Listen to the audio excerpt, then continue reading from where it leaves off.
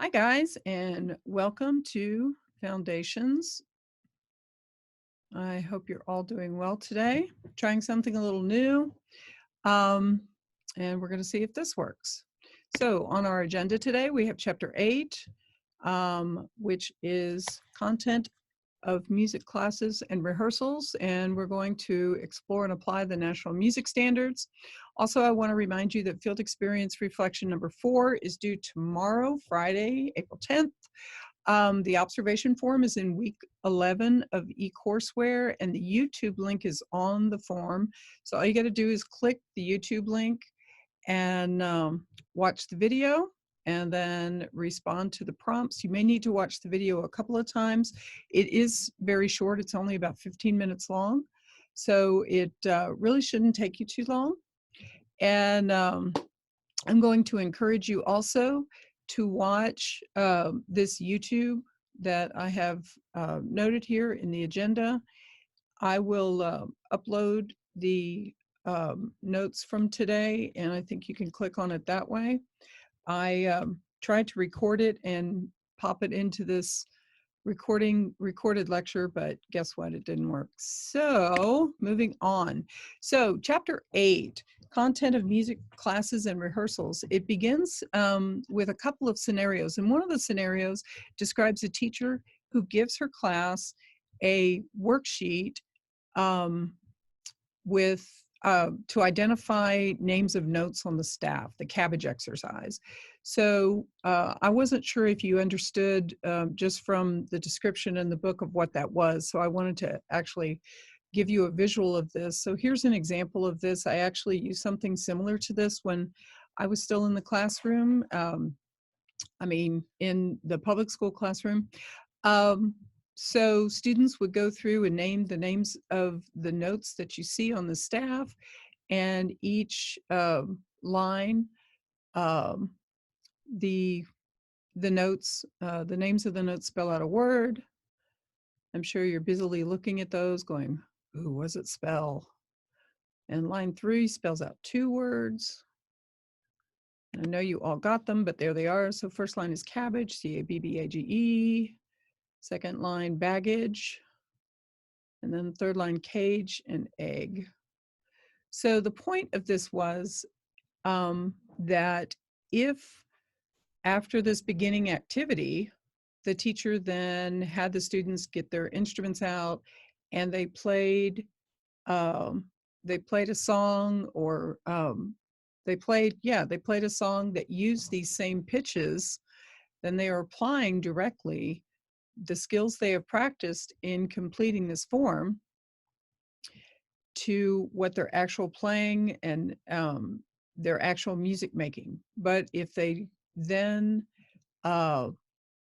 just do this form and then go on to, working on something like rhythm reading, then this opening activity has no connection to the rest of what they're doing in music, and therefore it's just an academic activity. It's just an academic exercise with no connection to actual music making.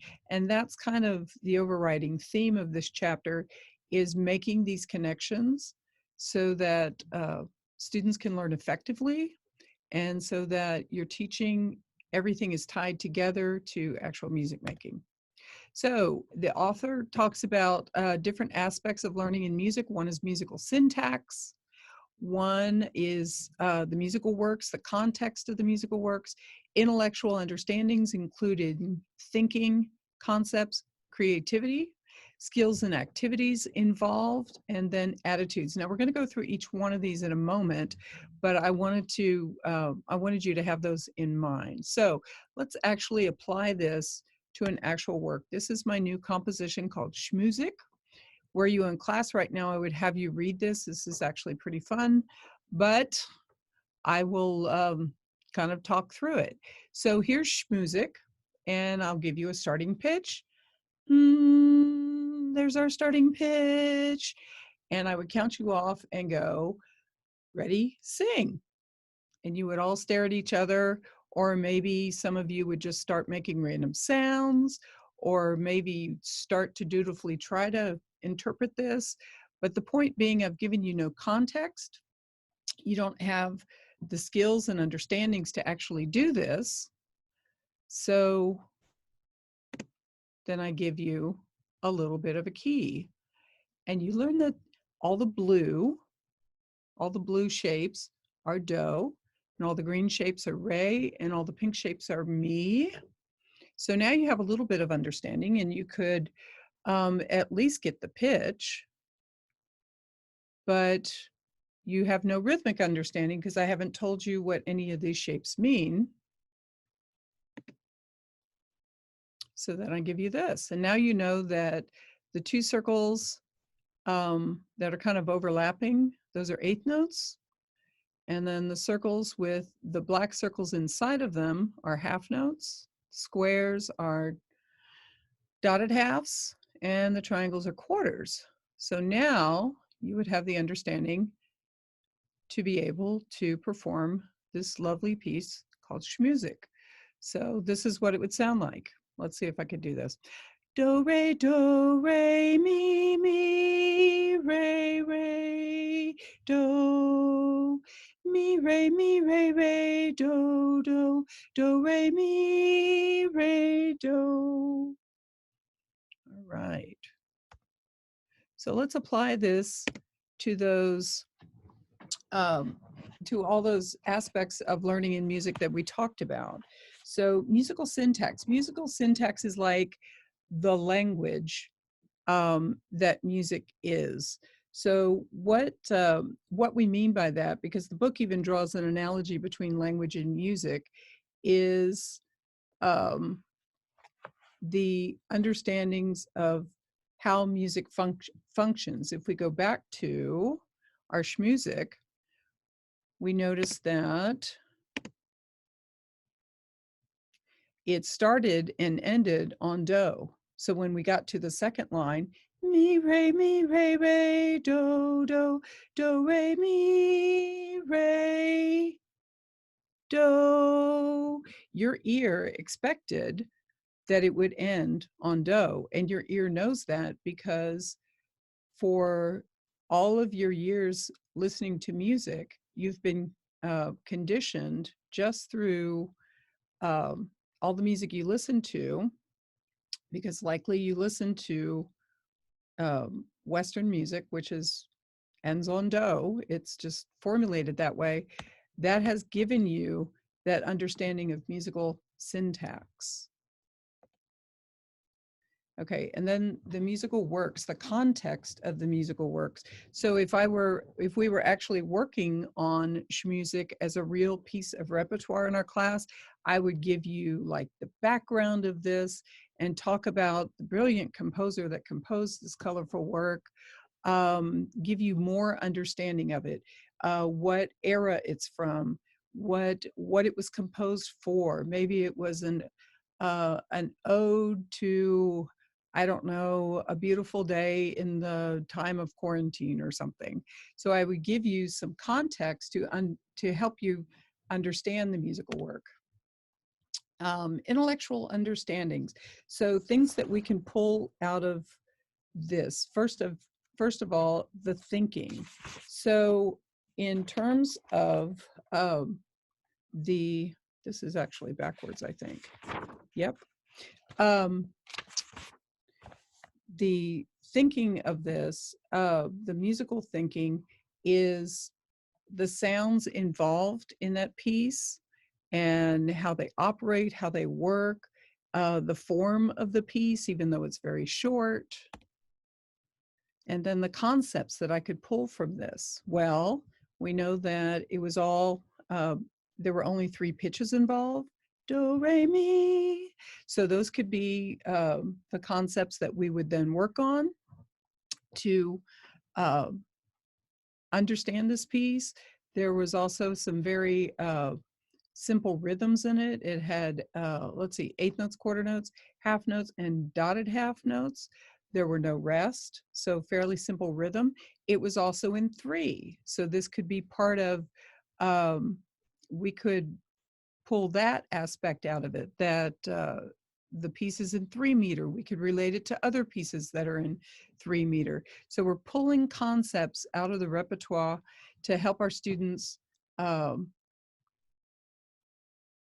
further their musical learning. And then the creativity aspect. That could come in very many forms. Just from the beginning, having you figure out how to interpret the score and how to apply what you would know one little piece at a time. When I gave you the key that showed you what the pitches were, and then when I gave you the key that showed you what the rhythm was, this forcing your brain to interpret and creatively figure that out, that's part of your musical learning through this. Then we move on to the skills and activities that are involved in this. So this is kind of related to the intellectual understandings a little bit. So the skills and activities are two different things. So the skills that you would need for this, we go back to understanding of do, re, mi, and then the rhythms that were involved. And through, I could take you through different activities that would help you uh, hone those skills and become better at reading uh, the colors and interpreting them as those three pitches, do, re, and mi. I could give you a chart with just those colors on it, and we could work strictly on just working on interpreting that blue is do, and that green is re, and that pink is mi. Then we could go back and work on the rhythmic aspects, and I could give you rhythm exercises to just practice reading the rhythms. Those would be different activities that would sharpen your skills. So that's what we mean by skills and activities. And then lastly, your attitudes about um, this this piece. That would be how how I how I explained it, gave it context, but also um, how I sold it to you. I guess that sounds kind of that's not quite what I mean, but how I made it relevant to your learning, and then just as we performed it and as we perfected this piece, this lovely piece, schmusic, and readied it maybe for a performance. Maybe we're going to give a concert, and it's going to be one of the pieces we have. Um, the uh, the way you like really invest in the piece and the attitude you get about performing the piece. Remember earlier in the semester we talked about those pieces of music that make the hair stand up on the back of our neck, that frisson reaction.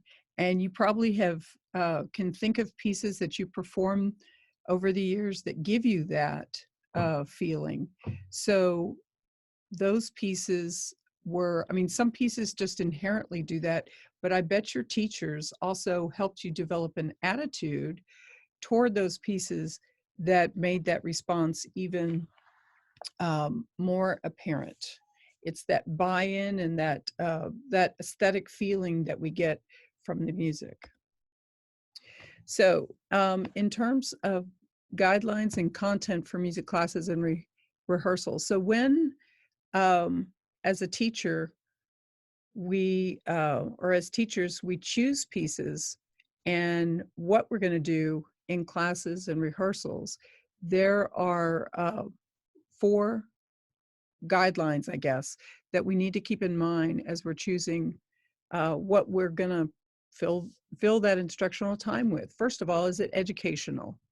Is it are students actually learning something from what we're doing? And you may be thinking, well, that's kind of a duh.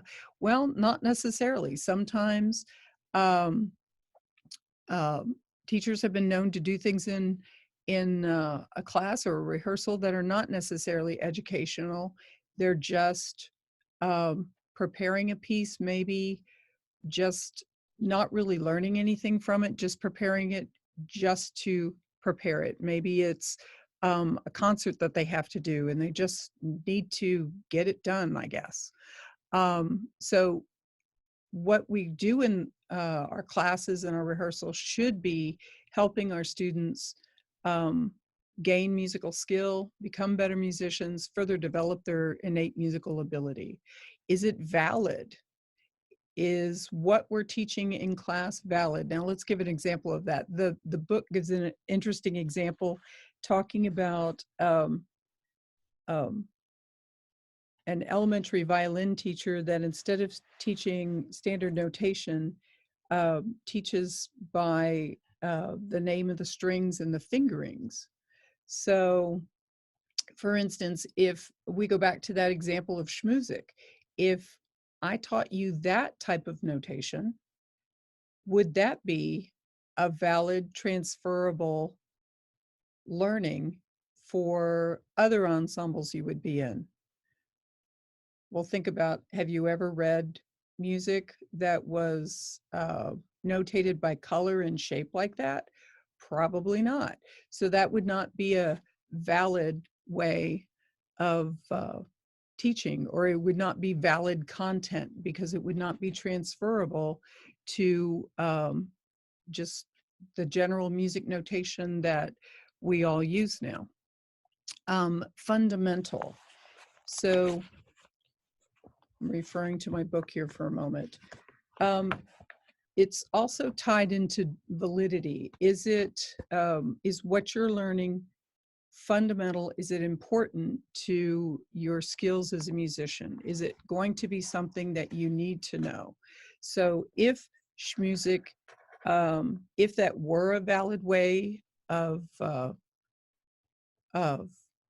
teaching notation, if that type of notation were valid, and then I taught you that, would it also be a fundamental skill that you could also transfer to another piece? But since it's not valid, this is just kind of an academic exercise here.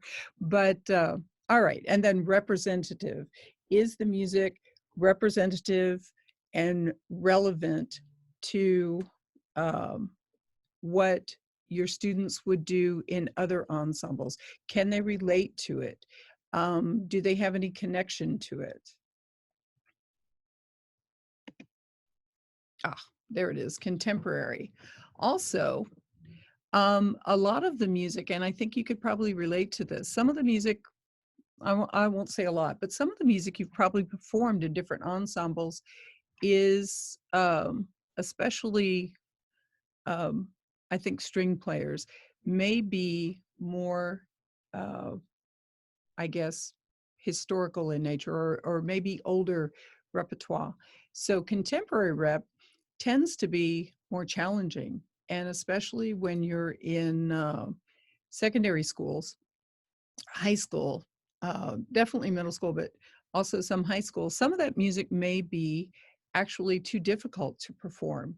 So directors have to both assess the skills of their ensembles, figure out what their students can do, and then pick repertoire that matches what they can do, but will also push the students to grow and become better musicians and gain in skill. But it also cannot be too difficult, which, as the book says, um, it can be quite a challenge. And this piece of relevance, is the music relevant? How many of you, when you were learning a new piece, your director, your teacher would relate the piece to something in your life? Well, I know, even though I'm asking this question, you can't really respond. I know this is the case because a lot of you wrote about that when we did those, your musical journey in 3 songs. A lot of you wrote about pieces that really meant something to you. So I know that your directors gave you that relevant piece. Sometimes we start learning a piece and it seems to have no connection with our real lives.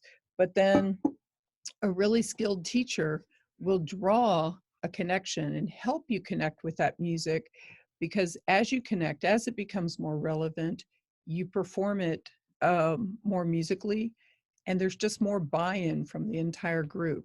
You've probably had the opposite experience where some people in the ensemble, maybe even you, did not see the relevance. And your director would say, okay, now we're going to play this piece, or now we're going to perform this piece. And there's kind of a general in the rehearsal. And that speaks to it not being relevant to the group. And then finally, learnable.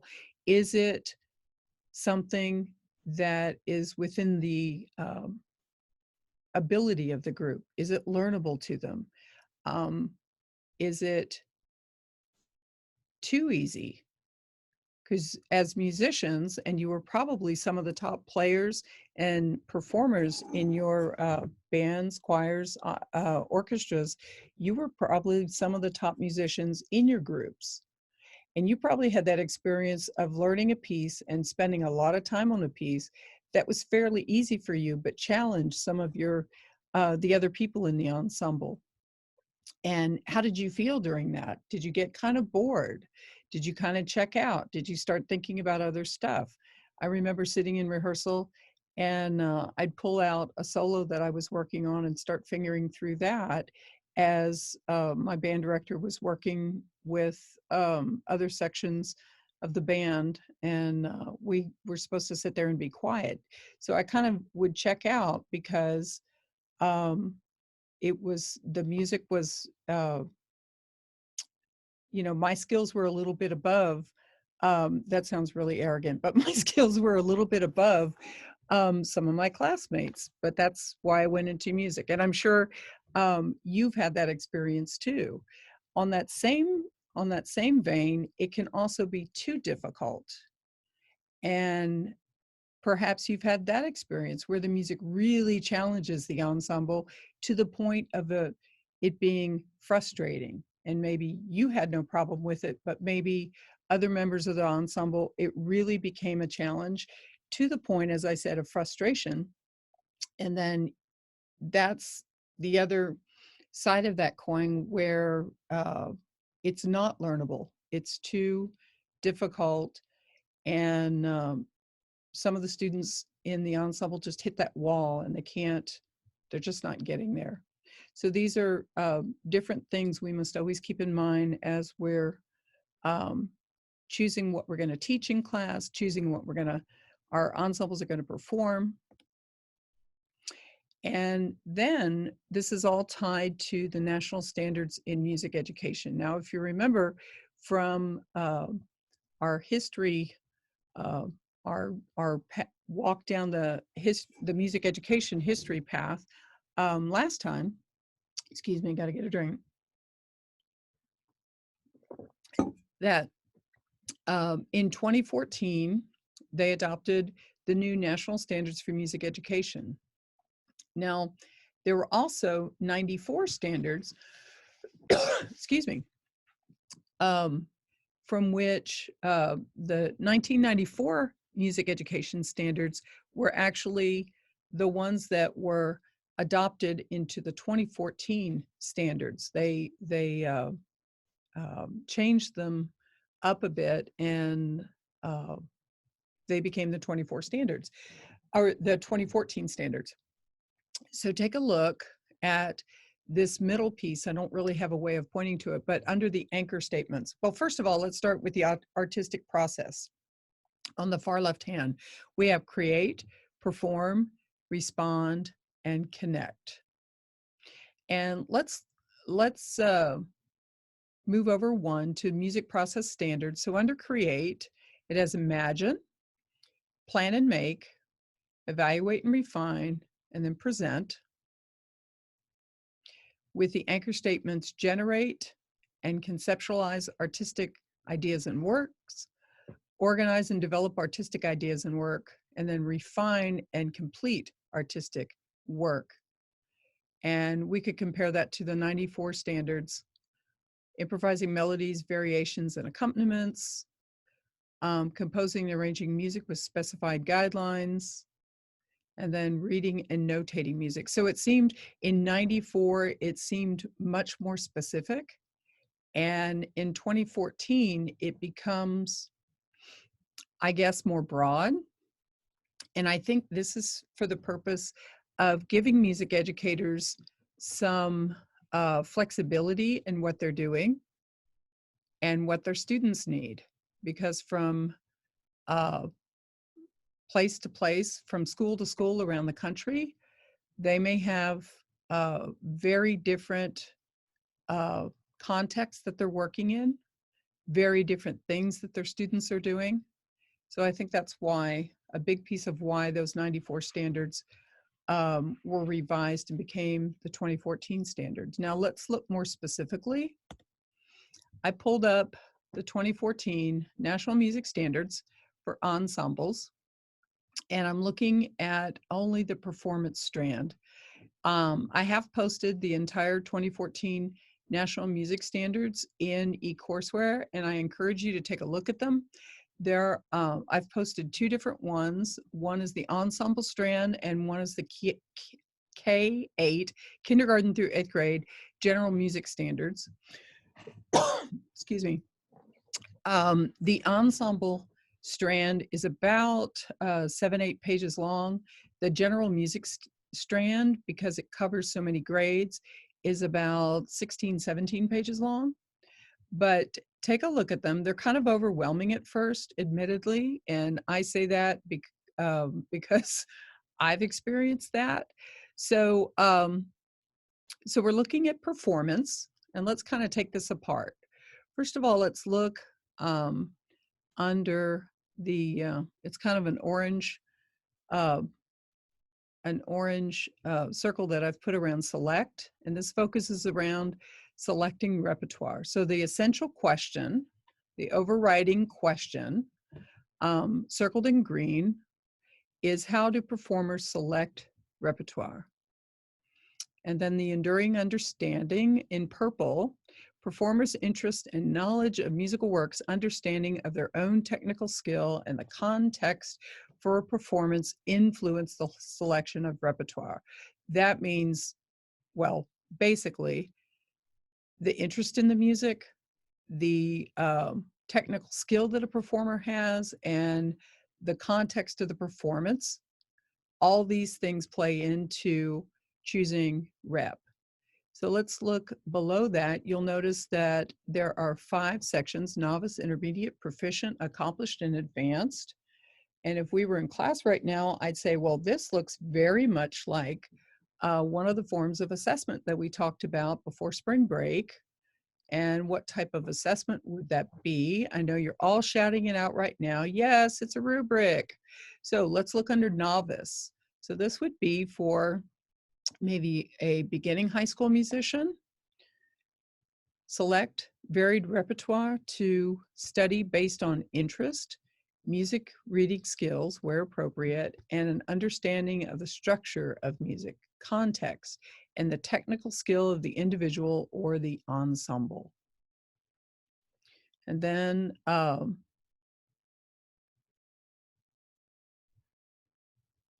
let's go over to intermediate and see what the difference is. So selected a varied repertoire to study based on music reading skills where appropriate. So interest is no longer in there. And an understanding of formal design in the music, context, and the technical skill of the individual and ensemble. And now skip all the way over to advanced. Let's see what an advanced performer in selection, what that's described as. Develop and apply criteria to select varied programs to study and perform based on an understanding of theoretical and structural characteristics and expressive challenges in the music, the technical skill of the individual or ensemble, and the purpose and context of the performance. So much further along. In fact, I could see where this could even be a description of an upperclassman in college. a junior or senior in music major in college. So under performance, so we have select, so that's about selecting repertoire. And then the next one is analyzing repertoire with the essential question, how does the understanding and structure, context of musical works inform the performance? And then they describe all that. And then under that is interpret, because you think about the processes through which you work on a piece of music, it's selected, you analyze it, and then we interpret it. Think back to your rehearsals of interpreting the music and all the things you need that go into a good interpretation of what the composer's intent was. And then we're still not done with perform. We go to the next page, rehearse, evaluate, and refine. How do musicians improve the quality of their performance? And then finally, present. When is a performance judged ready to present? How do context and the manner in which musical work presented influence audience response?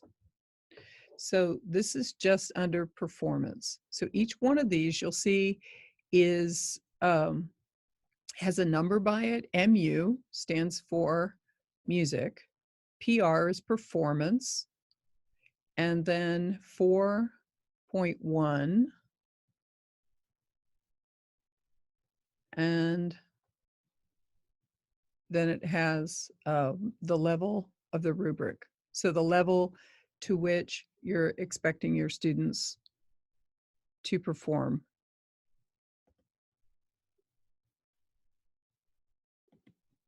All right, and as you move through your methods classes like elementary music methods, choral methods, and instrumental methods, as you get into your junior and senior years, you will study these music standards much more closely. I do encourage you, though, to go to eCourseware and take a look through them and see just how extensive they are. They're kind of overwhelming at first, but when you really get to know them, it'll become second nature to you. But I again refer to this chart because it really breaks down and simplifies what we just went over. So we were talking about perform, and here is perform highlighted with that red box around it. So there's the select, analyze, interpret, rehearse, evaluate, and refine, and then present. And then the anchor statements of select, analyze, and interpret artistic work for presentation, develop and refine artistic techniques and work for presentation, and convey the meaning through the presentation of an artistic work. So I really like this chart. It breaks it down, simplifies it a bit. And some of you that will be in my elementary music methods class next year, we will break apart this chart and apply it to the elementary music standards, because as I said, they are 16, 18, I don't know, they're a lot of pages. But I think this really simplifies it and helps us have the big picture view of the standards. So, all right, for next time, we will discuss Chapter 9, the elementary music program. Next Thursday, we'll talk about Chapter 10, the secondary music program. Basically, we're hitting about a chapter for every class period. And so much faster along this. I will be developing some quizzes to help keep you up to, well, let's see. They're not necessarily for a grade, but I don't want you to be overwhelmed when we get to the final and you go, oh my gosh, I don't know any of the stuff.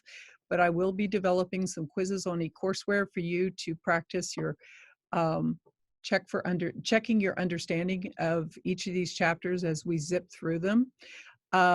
We will also talk about your upcoming assignment on the podcast review. You're going to select a music education podcast and do a review on it. The assignment description is in the syllabus. And by the way, there is a newly updated syllabus. Any courseware, I would point you to that. There, it says revised all over it, and the last page has a revised schedule. Looks much like this. But anyway, back to the podcast review, the description in there, I'm changing that. So don't get started on the podcast review yet, because I'm going to simplify that assignment a bit, because I know a lot of you are overwhelmed with all these changes in our semester and the pandemic and all the stuff that's going on. Believe me, I understand. I share in that feeling.